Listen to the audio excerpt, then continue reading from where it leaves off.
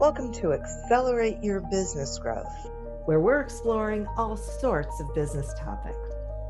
Experts from around the world join me, your host, Diane Helbig, for a conversation where they share their expertise with all of you.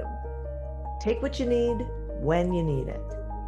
Featured on Inc.com, Forbes, and MSNBC's Your Business, this podcast is recognized as one of the best podcasts for small business, sales, leadership, social media, and more. When it comes to business, Accelerate Your Business Growth has got it covered. And now on with the show. My guest today is Connie Kadansky. Connie is a recognized sales expert who's focused on tackling sales call reluctance and helping salespeople keep their pipeline full. She's worked with powerhouse organizations, including Fortune 50 corporations like Xerox, Bank of America, and Wells Fargo. Connie has also been featured in publications including The Wall Street Journal, Bloomberg, Forbes, and more. Thanks so much for joining me today, Connie. Oh, thanks, Diane. I'm so excited to have you here. We're going to be having a great, I'm so glad we're talking about sales call reluctance as well, but I wanted to start with asking you about this happy high achiever. And I'll start by asking you if you would explain the difference between a high achiever and a happy high achiever. Yes, I'm happy to do so. Dr. Vance Caesar was doing doctoral research, and he was going to go out and research high achievers.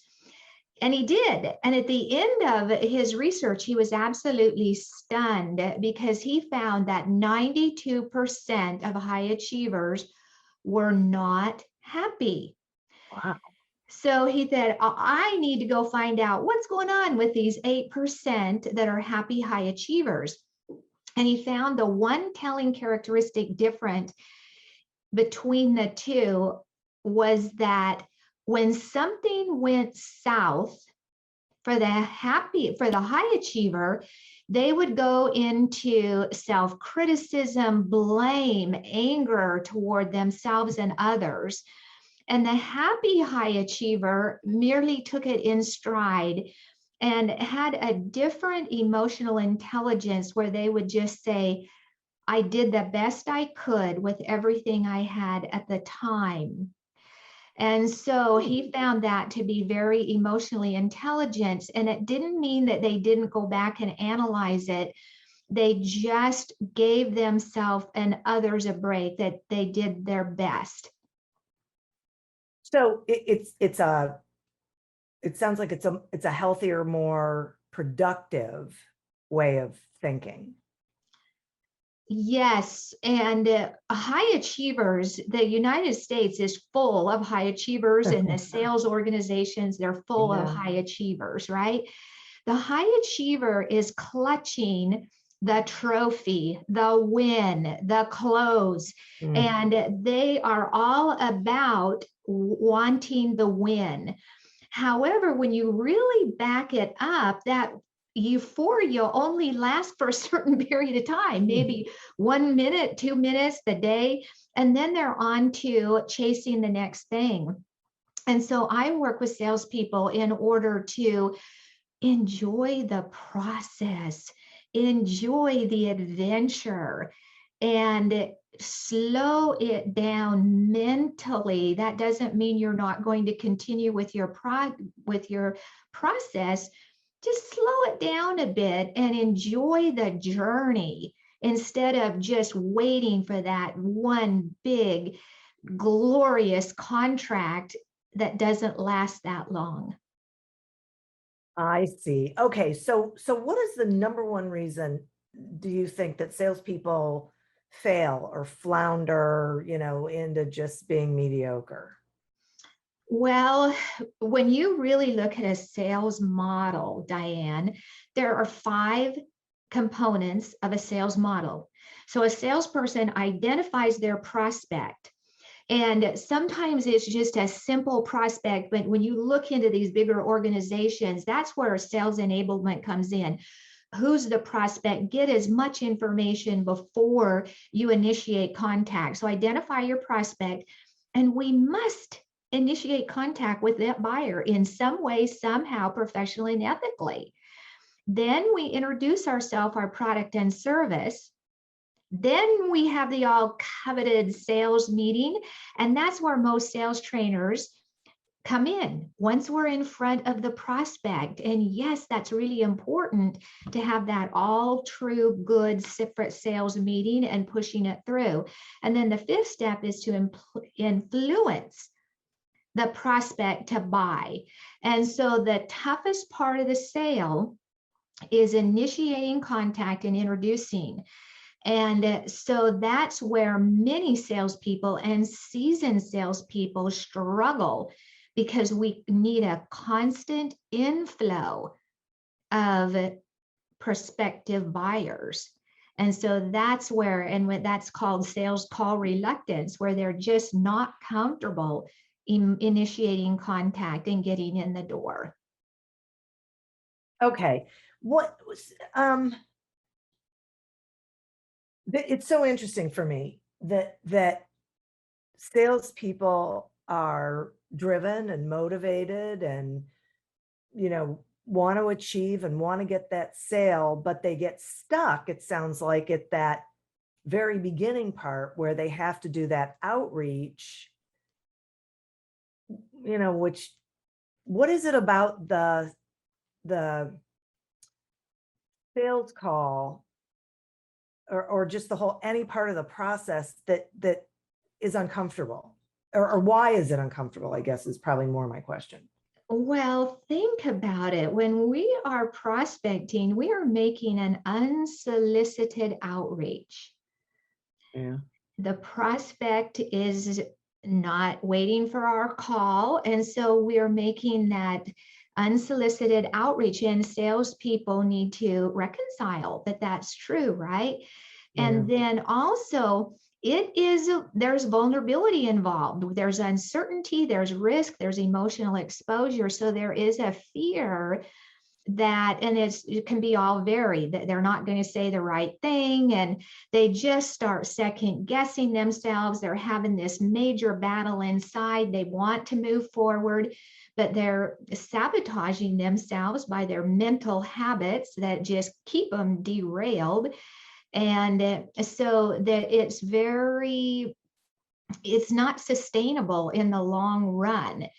And I have figured out a way using positive psychology, performance psychology, neuroscience, and cognitive behavioral psychology to help them get over this and to be able to, and I know that I've listened to different podcasts that the Sales Expert channel has done, is having that value. What is the value proposition? And positioning it right. So there's a lot of different components in successfully executing on prospecting. Yeah, part of it feels like, as you were talking, I was thinking to myself, it feels like if they prepared themselves ahead of time for the reason why they're doing the outreach, like what does it mean to the prospect, what is the potential value, as you said, whatever that is. But if they prepared themselves ahead of time so that they knew how they were going to engage, what they were going to say, the reason behind their outreach, that maybe that would make it less emotional and less vulnerable, and therefore easier. Yes, that's a very good point that you made. And so salespeople need to be convinced of their value, yeah, and know that they are solving a problem for their prospect, and where they really are genuinely wanting to add value. And all that prospecting is to find out if the timing is right. Right. Yeah. It's a different way of looking at it, right? Yes. Mm-hmm. Yeah. Having said that, I think we can agree that there's a bit of a negative stereotype around selling that some people have. So I'm thinking that can potentially impact people, right? I don't want to be a salesman. I don't want to have that label put on myself. I don't want people to think of me that way. Is that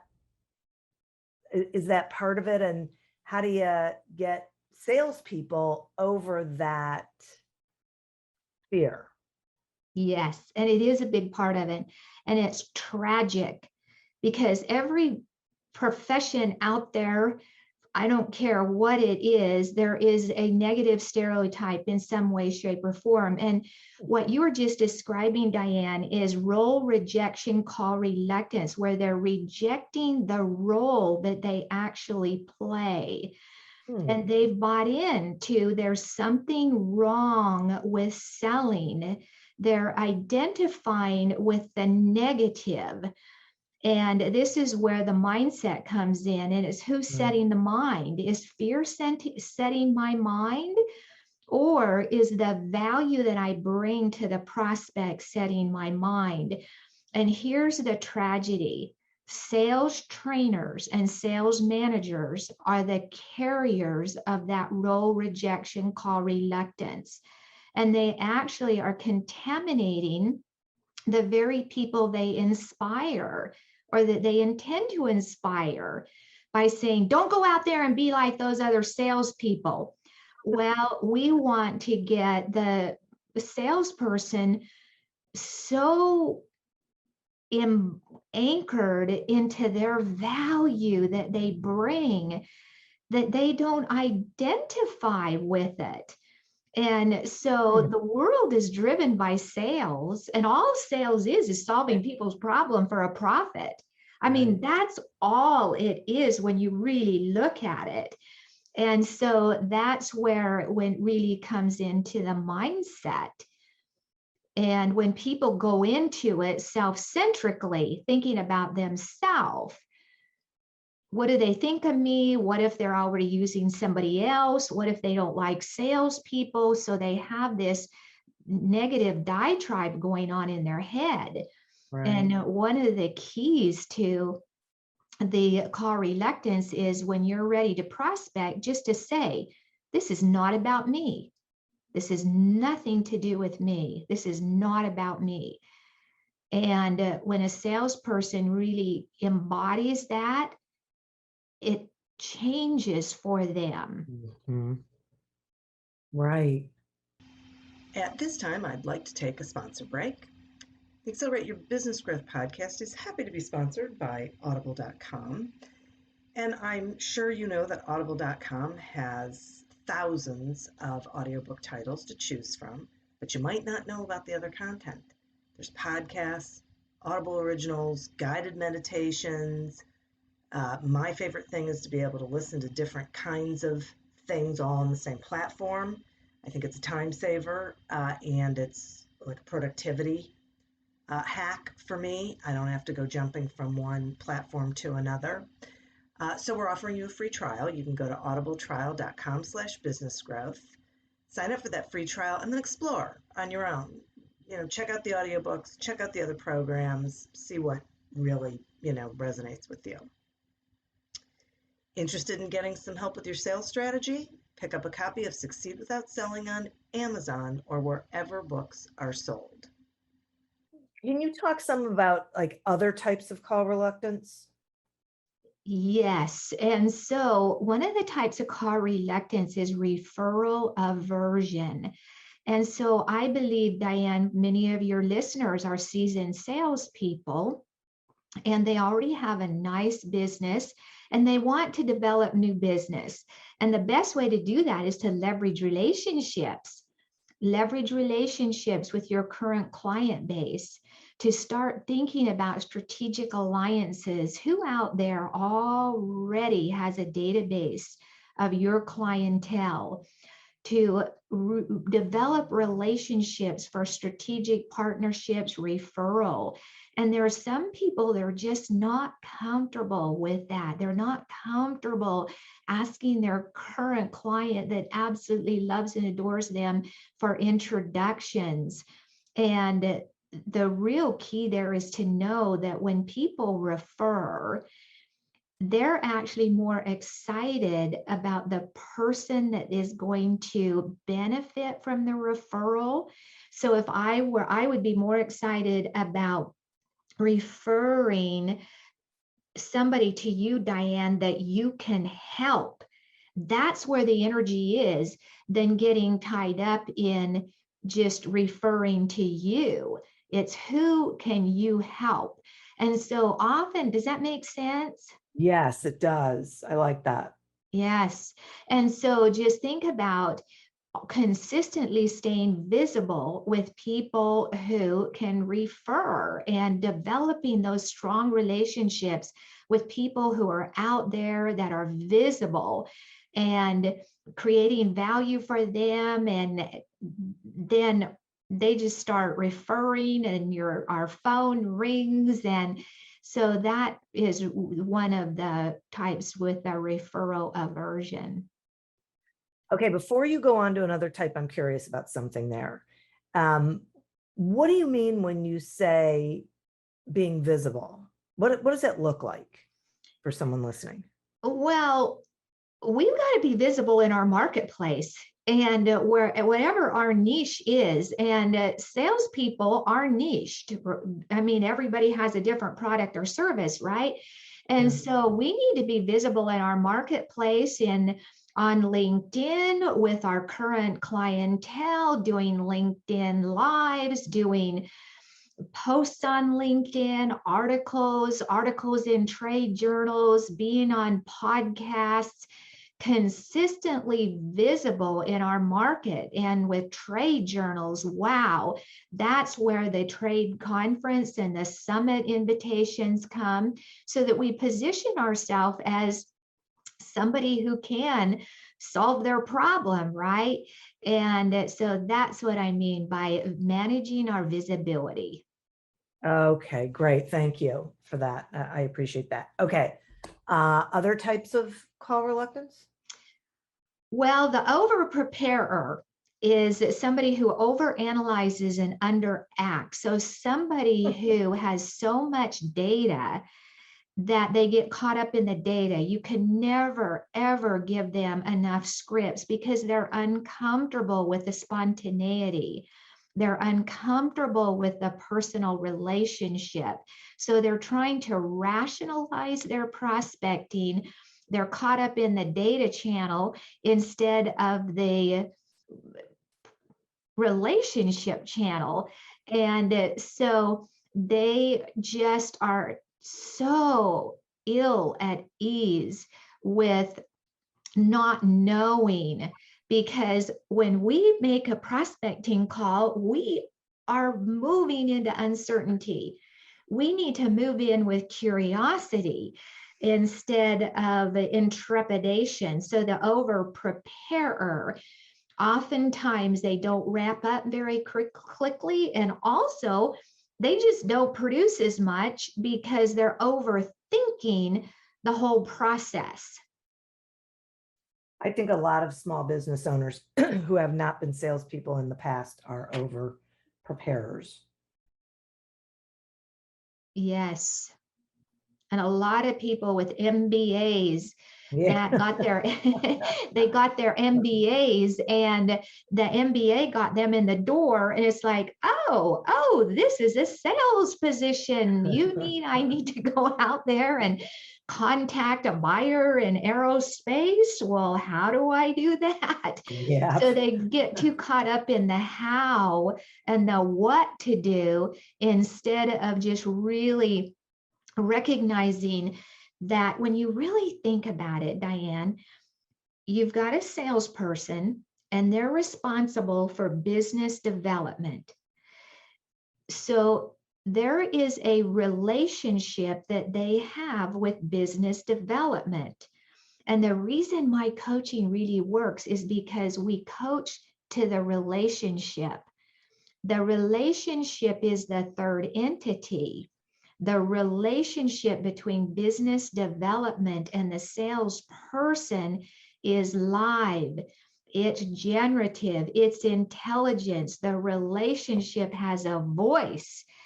And to really coach to that relationship so that there can be some harmony between them. And with really very specific coaching, they can develop a harmonious relationship with their business development activity. And that's when they really anchor into their value and do not allow their fear to be the barrier. Got it. Okay. So when we think of call reluctance and the various types of call reluctance, if there's, people who are listening and they're thinking, well, that one, sounds like me. What is one thing that you think they could do today that would help move them in a better direction?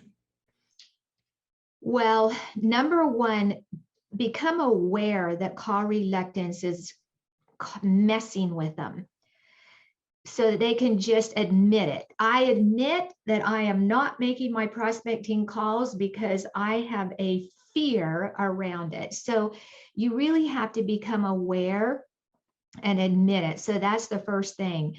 It takes humility to look in the mirror and say, yeah, I'm uncomfortable. I'm uncomfortable with this. So that's the first thing. And then I just recommended that know your value with every fiber of your body. Know your value and remind yourself of your current clientele that loves you, that feels that you're an essential partner with them.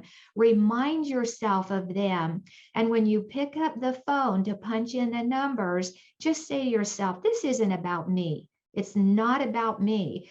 And so very simplistic, that those are some tips. However, is a longer and is more sustainable is to really take it on.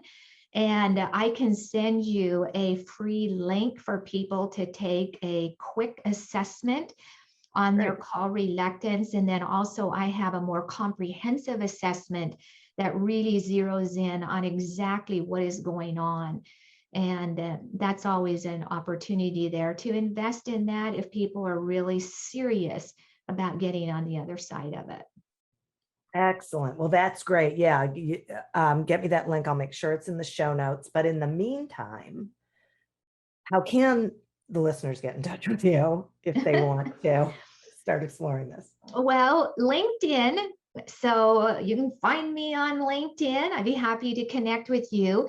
And also you can call me, and my contact information, my phone number is right there on LinkedIn. You can feel free to give me a call, and also my email address. And I always just invite a telephone call to find out what's the why behind the what, because it does require people to be motivated and really want to succeed. Sometimes people think they're call reluctant, and in reality, they just really don't want to that much, or they're not into it. So it's just facing reality and just getting into the groove. And once people get into the groove, wow, their whole world changes, and they're changing the world of the people that they're working with and the prospects and clients that they're selling their products and services to. Excellent. That is great. Well, I really appreciate it. I think this, as you were talking about the different forms of call reluctance, I could think of people I know who would fall into, different types. So great stuff. Thank you so much for joining me today.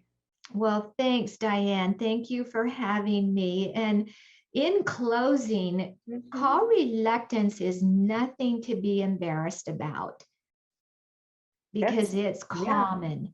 living with it needlessly is, and suffering with it when it's so unnecessary, that's where people that's where they Yeah. can get a little bit embarrassed. Like, why am I suffering like this? What's the solution?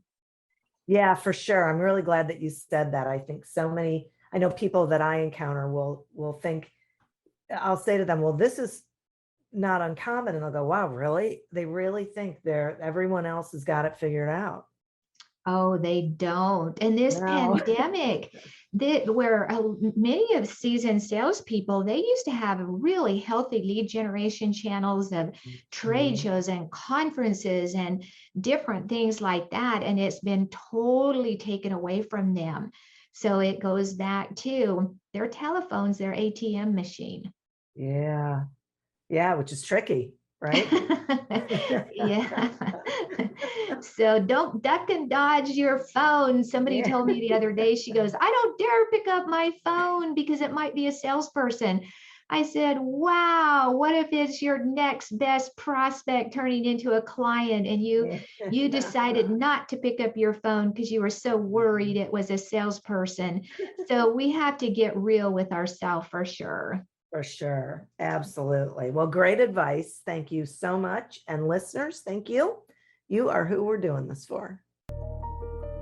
Thank you for tuning in to this episode of Accelerate Your Business Growth, a production of Evergreen Podcasts. Discover more episodes of this podcast and explore others at evergreenpodcast.com. As always, continue to prosper and be curious. And if you're looking to get your sales strategy headed in the right direction, pick up a copy of Succeed Without Selling on Amazon or wherever books are sold. Until we meet again on another episode of Accelerate Your Business Growth, goodbye and good day.